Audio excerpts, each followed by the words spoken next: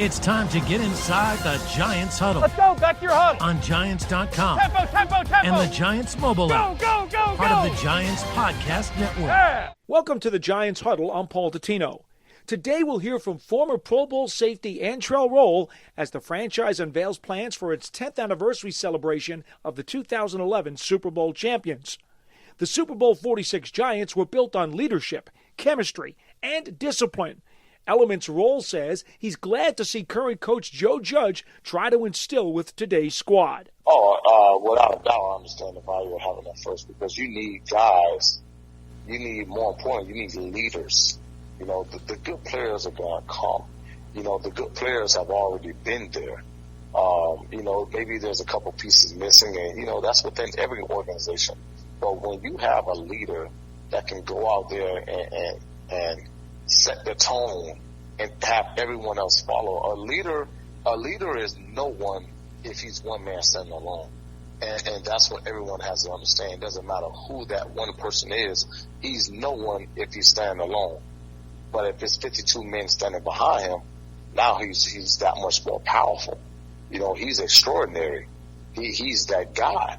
And the reason he is that guy is because he brought 52 other men up to par. And that's what it's all about. You know, it's not about one person or two people or three people or even 10 people. No, it's about all 53. It's about the coaching staff being on the same page. It's about, you know, the cafeteria being on the same page, you know, cooking nutritious meals, making sure that we get the best nutrients to our body. It's about the video staff, you know, making sure that they're giving us the right colors, making sure that we have all the footage that we need to in order to go out there and be successful on Sunday. So it takes everyone. It takes everyone from the top to the bottom. There's no one man that can go out there and lead a team to a Super Bowl. There's not one person that can go out there and get it done by himself. But when you have everyone collectively within the organization, now you're talking about a powerful unit. Antrel, at what point during the 2011 season did you believe that team had everything that it was going to take to be a champion? We know you started at 6-2. Then you had that rough month in the middle of the season. I remember the heartbreaking loss to San Francisco, among others, the heartbreaking loss to Green Bay. And then there was that game in Dallas with the JPP blocked field goal that kind of changed things. But where did you start to sense that it was going to happen? Because the run down the stretch and then, of course, in the postseason was just incredible. To be completely honest with you, I didn't know. I knew that we had, you know, skilled players and very talented players at many positions. I didn't know what we were capable of until we played the Jets at home, the second to the last game of the season. And in that moment, it wasn't the talent level that made me think that way. It wasn't the talent level. It was more so of the attitude. It was more so of the fight. It was more so of the tenacious dog that I saw within our team. I saw that our team wanted it. I saw that we wanted it. And at that point in time, I knew that we would do whatever it took in order to be victorious on any given Sunday. So like I said, it wasn't the plays. It wasn't the miraculous plays. It wasn't, you know, the talent that we had at several different positions. It was the attitude that I saw. It was guys going out there and being relentless. It was guys going out there and honestly putting it on the line for the guy next to them. And when I saw guys making certain sacrifices in order to be successful, I knew then that we had a shot. You know, and I think that's what honestly gave me the mindset that I had, that I was going to do anything and everything, and I was going to literally exhaust myself to the absolute limit in order to try to be successful for this team and be successful for the guys next to me. And I'm pretty sure there were 52 other guys, you know, including our scout team guys, who honestly do not get enough credit for that season. You know, those guys were everything. Those guys made sure that we were over-prepared for the game come Sunday. Those guys did such an amazing job of preparing us and running routes and honestly giving us 200% balls out effort to make sure that our games, you know, were going to go as we planned. Well, it seemed to me, and correct me if my memory's wrong, Antrel, wasn't it the week leading into that Jets game where you had the meeting with John Paul Gonzalez, who came up with the whole chips to the middle of the table, and Justin, said, "Oh yeah, that's all in." And I mean, what did that mean to you at the time? And in retrospect, as you think back, how critical was that? For a guy like me, it meant everything. It meant growing up. It meant not being a selfish player. It meant doing whatever you need to do on a personal level, on and off the field, to make sure that you're ready come Sundays. If it meant calling out teammates, if it meant, getting shots taken at you in the headline medias, it didn't matter what it took. All in meant all in. All in meant getting your guys on the same page at the same time, no matter what the sacrifices may be. And, it was just something that I was willing to do. One thing about me, and not to just speak about myself, but one thing about me personally is I pay attention to each and every single person and every single thing around me. So I knew what it took in order to get the guts and the glory out of our team. I knew what it took to get the guts and the glory out of myself. Even myself, I had to put down my own selfish rhymes and reasons and go and play the nickel position. Did I want to play it? Absolutely not. But did I know that was going to give us the best chance at winning? Yes, I knew that. So it all started with me, going and telling the coach, look, I'll play the nickel position. In order for us to be successful, we need to have Kenny, we need to have Deion Grant in at all times. We need to have myself at nickel, and we're going to rock best that way, because that's what's going to confuse the team. That's going to give us our best chance at winning. I understood that they wanted to play Prince Amukamara. He was a first-round pick. But to be honest with you, Prince wasn't ready at the time. He wasn't ready. Always been a talented player, but at that point in time, for what we were trying to do and what we were trying to accomplish, Prince wasn't ready for that smoke. And that's just as clear as I can get it. He wasn't ready for that smoke. And, the other guys, we were. We were ready. We were up for the challenge. And at that point in time, we had to do whatever we needed to do in order to be successful. But all in is written on my chest. It's tattooed on my chest. It's not going anywhere. For me, it meant everything. It meant, sacrificing yourself. It meant sacrificing your own selfish needs and wants for the betterment of the team. So that's what all in means for me, throwing in all the poker chips, letting it all on the line, putting it all on the table. So when you see your teammates at the reunion later on this season, October 17th, the Giants are playing the Rams at home, and there's going to be a reunion to celebrate the 10-year anniversary of your championship team, what kind of feelings do you think are going to run through you when you see some of these guys, understanding the emotions that you went through and the connection you had to them in acquiring the championship ring? Oh, man, it's going to be a wild wind of emotions, I'm sure going through everyone's body, because, we did something that a lot of players who's played this game cannot say that they've done. And, we had a few guys on that team that has done it multiple times. So, it just means that, we're all in. We ain't on the line. Well, we the best team in football? Absolutely not. I'll be the first person to say we weren't the best team. We weren't the best team in football. But what happened was we gelled at the right time. We started clicking at the right time. We started believing in one another at the right time. And when you have all three of those cylinders clicking, now you have what you call an opportunity. And we all know, once you get that opportunity, you're either going to make the best of it or you're not. And what we did was we made the best of our opportunity. And, because of that, we were Super Bowl 46 champions.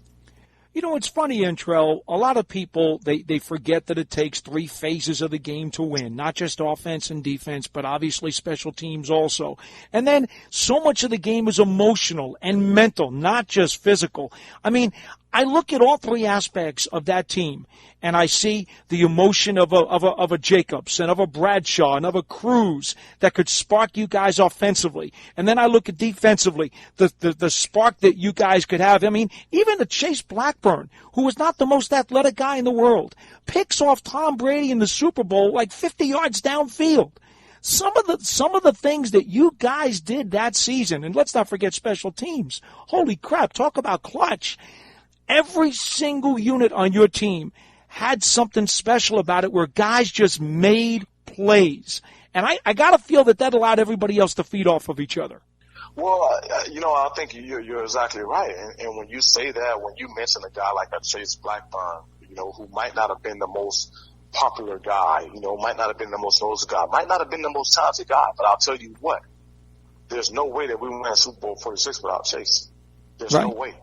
And I just don't mean in the Super Bowl. I mean going to the Super Bowl, preparing.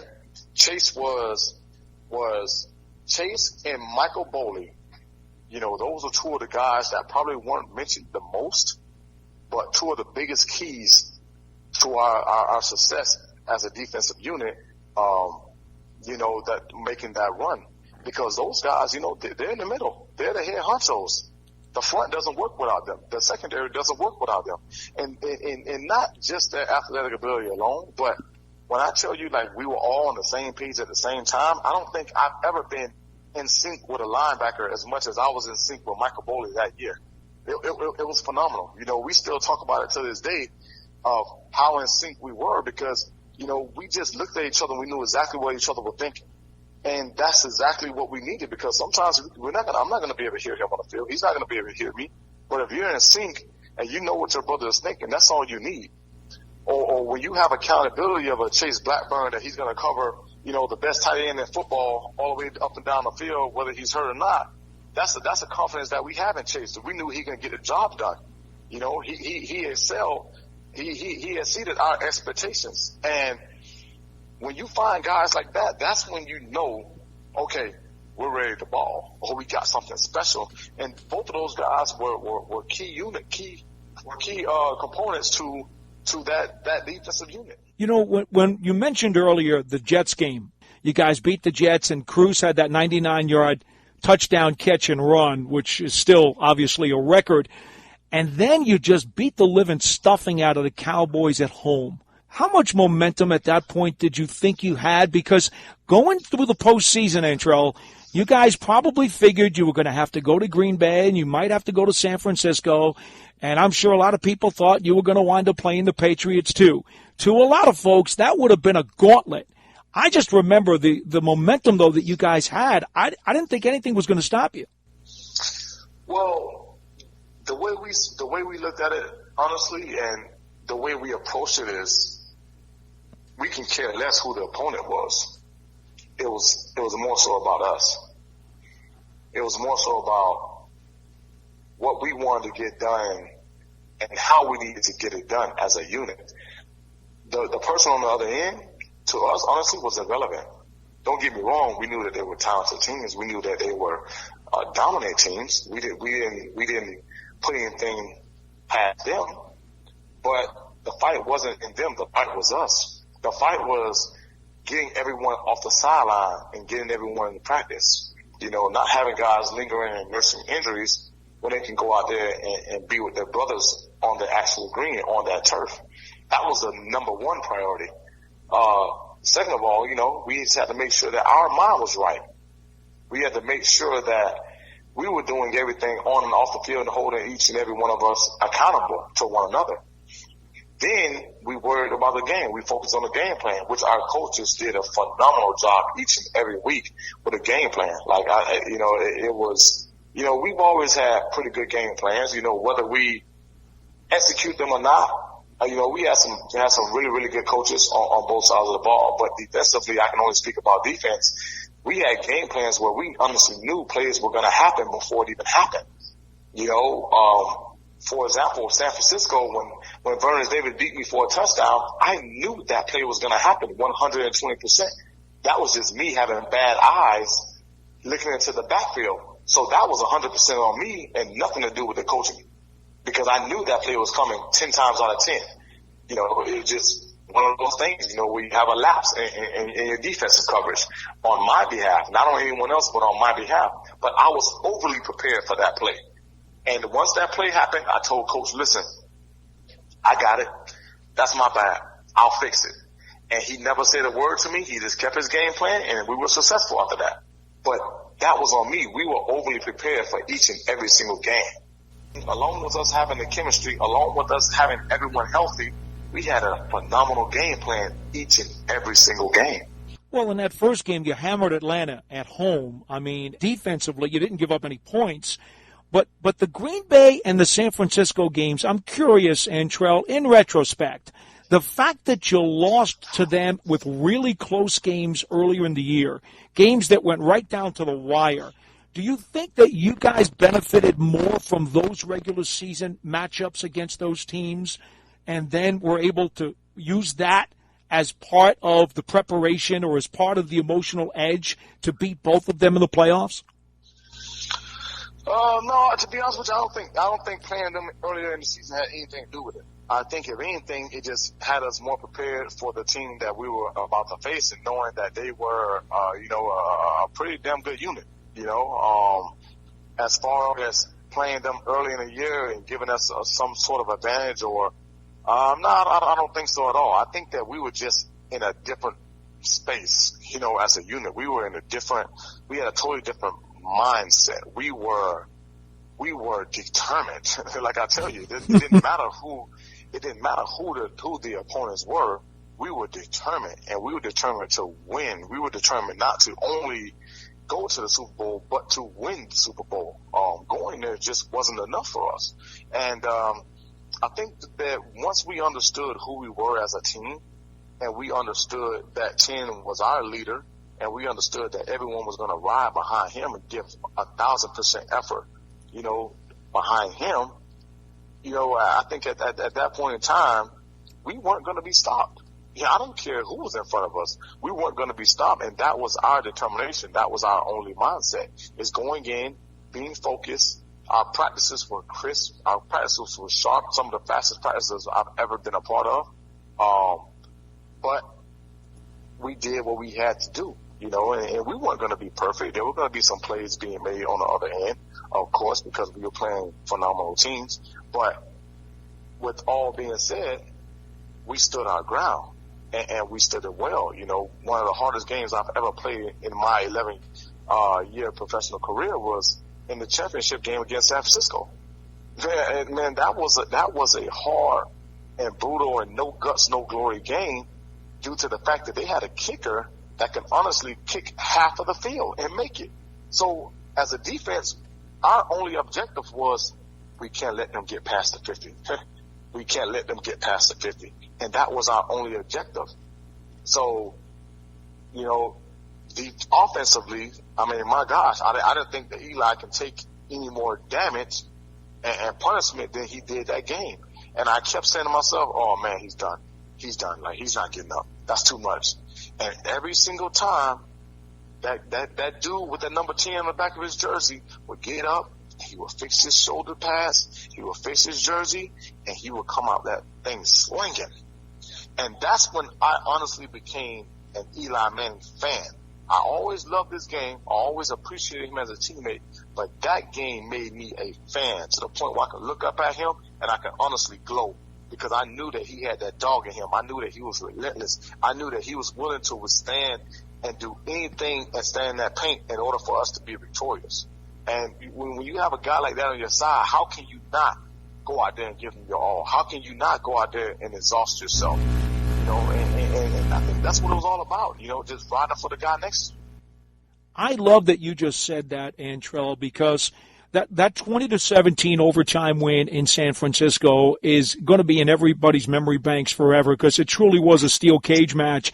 But the pounding that Eli took, and for those people who keep saying that, oh, he was so methodical, he was so calm, he was never emotional, how could you get a spark from a guy like that? He shrugged his shoulders after an interception. But what he showed you guys on the field that day was so inspirational, I think, to everybody who understood what kind of leader he really was. Listen, if we all had, that God's eye, right, that can say, okay, we want this guy to be like this, or we want this guy to be like this, or we want him to have this type of build, or we want him to have this type of look, or we want him to have this type of demeanor, then we all would be different creatures. We all would be different. I would, maybe shrink my ears. I would maybe give myself 3 more inches of height. I would maybe, give myself a 4.1 speed in the 40. We would all be different. But you know what? We don't have that capability. So, his look is his look. His demeanor is his demeanor. That does not tell us who he is on the field. That does not tell us who he is as a person and what type of leadership he possesses, because I've seen that firsthand. I know he's a leader. I know that dude was a dog. Is there times he's going to get rattled? Of course, as well as 31 other quarterbacks in the league. I don't care if they're built at a genetic makeup. It doesn't matter what look they have on their face. I've seen every quarterback in the league get rattled. It doesn't matter. But at the end of the day, when we needed him, he was there. When we needed him to go out there and be that rugged Eli, to put himself on the line, to put his body on the line, he was there. He did that. So people can say whatever they want to say. At the end of the day, you call him Mr. 2. 2 MVPs, 2 Super Bowls. That's what you call him. And that's what you address him as, because he is that person and he's that guy. So it doesn't matter what anyone says. What matters is what the other 52 men in that locker room thought and how we see him. And I'm pretty sure that's the only thing that matters to Eli, because he wanted to be accountable for his teammates. And he did just that. Limited Giants season tickets are on sale now for the 2021 season. In addition to ticket savings, membership benefits include access to exclusive events, experiences, pre-sales, and more. You can lock in your seats starting at just $100. Call 888-NYG-1925 or visit Giants.com/tickets for more information. Don't miss out on your chance to experience a premier hospitality experience watching Giants games and world-class concerts in 2021 as a Giants Suite partner. Limited full-season locations are available, or place a deposit for individual games. Call 888-NYG-1925 or visit Giants.com/suites for more information. You told me a minute ago that defensively you felt you couldn't let San Francisco get across the 50. That would be a key to winning that game. What did you think personally the key to beating the Patriots was going to be? The key to beating the Patriots, in all honesty, we knew it was going to depend on our front line. We knew that it was going to depend on our front line. It didn't matter who we had in the secondary. It didn't matter who we had at linebacker. It was going to depend on our front line. And the reason being is that Brady was that good. And he's that good of a player. He's that prepared. And he has that much of that Michael Jordan just dog mentality in him that we needed to get to him. We needed to rattle him. We needed to make him uncomfortable. And in order for that to happen, it was going to take our front line. And then everything else has to fall in place after that. We have to be extremely disciplined in the secondary. We can't give up any plays. We have to make him think, which we weren't going to never fool him. Our game plan wasn't to fool Tom Brady. Our game plan was just to be as poised and as disciplined as we can be within the linebacker and secondary unit. It wasn't to confuse him, because we knew that he's not a guy that you can really confuse. He's seen it all. He's been through it all. He's done it all. So what you can do is play better defense than they play offense, and that was our only objective. But our front line got after him. They made him uncomfortable. They rattled him at times, and that was going to be our only chance at success. And that's exactly what happened. Now, at one point during that game, you'll remember, he did have the 16 consecutive completions, which did set a Super Bowl record. But on the scoreboard, they could never pull away from you. And I wonder if, Antrel, that as that game was progressing, even though he started to get a hot hand there, you guys felt as though as long as they were in reach, you could keep that game within reach, that Eli would have a chance to pull it out. Oh, yeah, without a doubt. Listen, we knew first and foremost that we weren't going to just completely shut Tom Brady out. Listen, we knew that. The guy is too much of a dog, and they had, honestly, so much talent at each and every position. We knew that we weren't going to just completely just handcuff him. But what we knew that we had to do was keep the game within reach and do the best that we can to keep them under 21 points. That was our goal, to keep them at 17 points or fewer. That was our goal in the game. And we knew that if we did that, somehow, some way, we would be victorious. And that's exactly what we did. We played. We didn't give up too many of the big plays. We played within our scheme, and everyone was on the same page at the same time. And, listen, special teams, offensively, defensively, that's where the team unit comes into effect, and knowing that we need everyone in order to be victorious. I'm going to ask you to take me through the final couple of minutes now, because Bradshaw falls into the end zone for the touchdown, and we all know the story about how initially the idea was not to go into the end zone to try to milk more clock. But he falls into the end zone. There's 1:04 to go, and now the Giants have to try to hold on to a 21-17 lead, and Tom Brady's getting the ball back.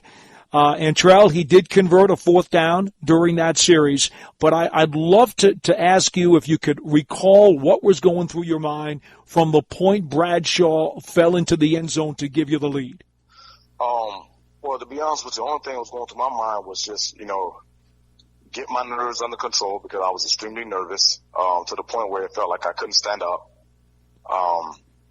We knew that this was a moment that he lives for. And we had to go out there and be dominant. My thing was to be as physical and as annoying as I possibly can be in a nickel position, trying to take Wes Walker off of his game, because I knew that was his security blanket. Our D-line, they got after him. They made him extremely uncomfortable. And it was just our job just to go out there and do what we've been doing all game, which is stay poised, play within the scheme, and more importantly, be disciplined. Don't give up the big play. That was our number one thing, is not to give up the big play. Make it very hard for him. If he's going to win, you're going to have to make it hard. He's going to have to earn it. And more importantly, he's going to have to go out there and get it. And we weren't going to give it up. That was our thing as Giants. We weren't going to give it up, and everyone did what they wanted to do and what needed to do and play within the scheme. And like I said all game, our defensive line had to go at him. And that's exactly what it did. They made him very uncomfortable, very hard to accomplish certain things. And, we came out victorious. We stood strong in the paint. So he got them to midfield, and I remember the final pass, the Hail Mary pass, which did reach the end zone, and quite honestly, there were a bunch of people in the end zone, Antrel. How long did it seem like that ball hung up in the air before it finally hit the ground and you knew that you had won the Super Bowl? Listen, according to me, I think that the ball's still in the air. I think it's still in the air. Like, realistically, I think it's still in the air. I mean, listen, I like I say, that last play was probably the most nerve-wracking play I've ever had in my 11-year career, for the fact that I wasn't really back there. I was up close, and it just felt like, oh my God, like, he's not going to get this. Like, he's not going to get it. But then I also knew it was a possibility that he could. And, just running that way, I remember trailing Wes Walker and running down there. And I remember just seeing Kenny Phillips and Deion Grant jump.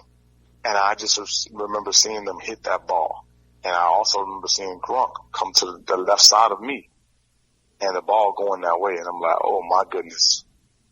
And I just remember with the burst of speed just exploding and just running to Gronk and honestly like trying to punch the daylights out of him till he just wouldn't catch that ball. And, good thing he just didn't catch it. But if he would have caught it, that ball was going to come out some way, somehow, because I was right there to make sure that it was. And, we came up victorious, and that's all we can ask for. We were Super Bowl 46 champs. No one gave us a shot in hell, going into the last two games at 7-7. But we did. We gave ourselves that shot, and that's all we needed to do. How many times have you watched that game since that time, if at all? I've talked to other guys who have won a Super Bowl who have said to me they've never actually watched the full television copy of the game. Well, you have another guy here that's never watched. I don't think I've ever watched 5 minutes of that game. Why? I don't know. I really don't know. Listen, after that game, I just remember being so exhausted to the point that I couldn't celebrate, being so exhausted to the point where I was hoarse, I couldn't speak. And just honestly, after the game, going up to my room and just falling asleep, I was exhausted. I was on E. My oil light was blinking. I had nothing left. I had nothing left to give, nothing to celebrate, nothing to be happy about. I just knew that we won the game, and that's all I cared about. I didn't care about a ring. I didn't care about bragging rights. I didn't care about any of those things. I just cared about winning the game. That's it. And I had nothing left. I had honestly exhausted myself to full capacity. I was done. Well, that's a heck of a way to spend your energy, right? Listen, I'll do it a million times again. If that's the reward, I'll do it a million times again. Well, I'm going to assume that at some point during the celebration of the 10-year anniversary, you may get a chance to watch it or maybe even watch part of it. Is there any part of that game that you're curious about that you'd like to see again? Maybe it would be Mario Manningham's catch down the sideline, or maybe it would be the pick by Blackburn.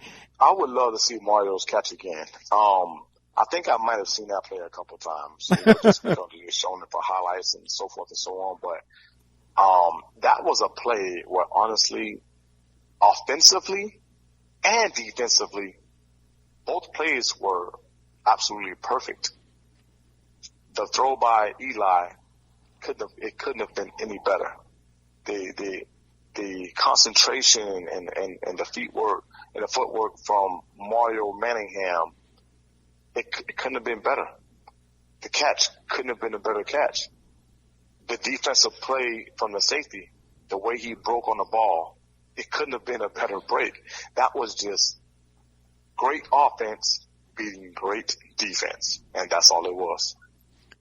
Which one of your teammates do you think you might be the most anxious to see at the reunion, and what might you say to him?